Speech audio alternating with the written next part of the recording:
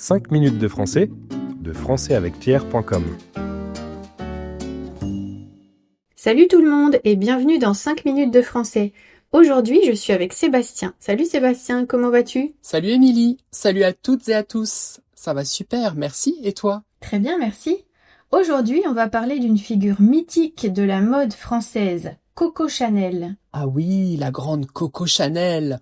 Même si on n'y connaît pas grand-chose en mode, on a déjà entendu son nom. Elle a complètement révolutionné la manière de s'habiller. Exactement.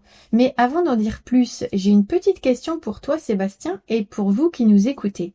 Dans quel hôtel parisien Coco Chanel a-t-elle vécu pendant des décennies? A. Le Ritz, B. Le Meurice, C. Le Bristol. J'hésite entre le Ritz et le Meurice. Je vais dire le Ritz, mais sans grande certitude. Très bien, on verra la réponse à la fin. Alors, mais qui était donc Coco Chanel? Elle s'appelait Gabrielle Chanel et elle est née en 1883 dans une famille très modeste. Son père était marchand ambulant. Quant à sa mère, elle avait une très grave maladie. Après la mort de sa mère, Gabrielle a été placée dans un orphelinat. Elle n'a pas eu une enfance facile du tout. Non, pas du tout. Mais c'est là qu'elle a appris à coudre, ce qui allait changer sa vie. Et c'est aussi à cette époque qu'elle a découvert la simplicité du style des religieuses, qu'elle reprendra plus tard dans ses créations, des lignes droites, des couleurs sobres et pas de chichi. Donc, son enfance a largement influencé son style. C'est intéressant. Plus tard, vers 1907, elle commence à travailler comme chanteuse dans des cafés. C'est là qu'elle gagne son surnom de Coco, qui vient d'une chanson qu'elle interprétait souvent. Qui qu'a vu Coco? Du coup, Coco n'a rien à voir avec la mode à la base. Et grâce à son talent et à quelques rencontres importantes, elle ouvre sa première boutique à Deauville, puis à Paris. Au début, elle vendait surtout des chapeaux. Et c'est là que son style commence à se faire remarquer. Simple, élégant, confortable.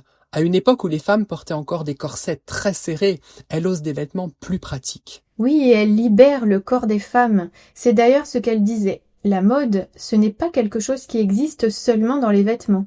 La mode est dans l'air, dans la rue. Quelle modernité pour l'époque! En quelques années, Coco Chanel devient une véritable référence et commence à avoir le vent en poupe.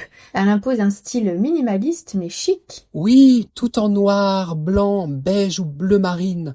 Des couleurs sobres mais élégantes. Elle crée aussi des pièces iconiques. La petite robe noire, le tailleur en tweed, les bijoux fantaisie et bien sûr le sac matelassé avec sa chaîne dorée. Et puis, il y a son parfum mythique, le Chanel numéro 5. Exactement. Il est sorti en 1921 et il a marqué une véritable révolution. C'était le premier parfum à utiliser des composants de synthèse.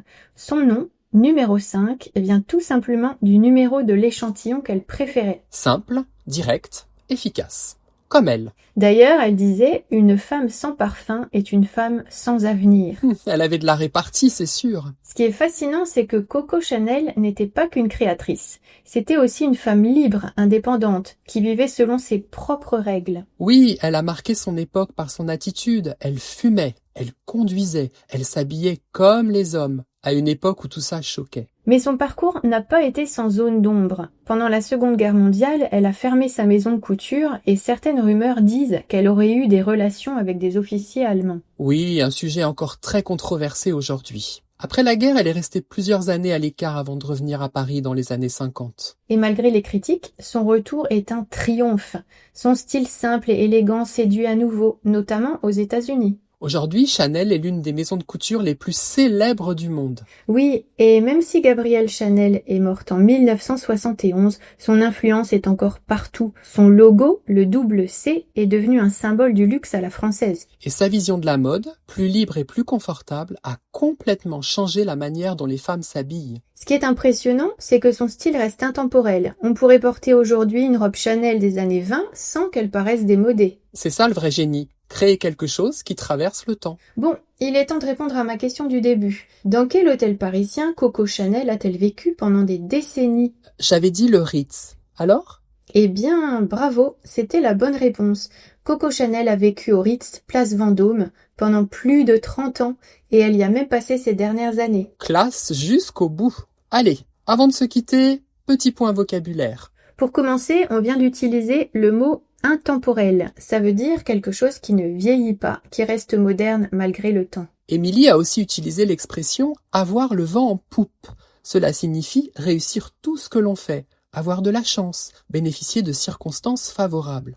Et on termine avec l'expression avoir de la répartie. Cela veut dire savoir répondre rapidement et brillamment avec humour et intelligence, comme Coco Chanel. Exactement. Et vous, connaissiez-vous son histoire ? Quelle création de Chanel préférez-vous ? Dites-le nous dans les commentaires. Et comme toujours, vous pouvez télécharger la fiche PDF avec la transcription et le vocabulaire. Elle est dans la description ou sur notre site françaisavecpierre.com. Merci à tous et à très bientôt. Salut tout le monde! 5 minutes de français avec Pierre.com.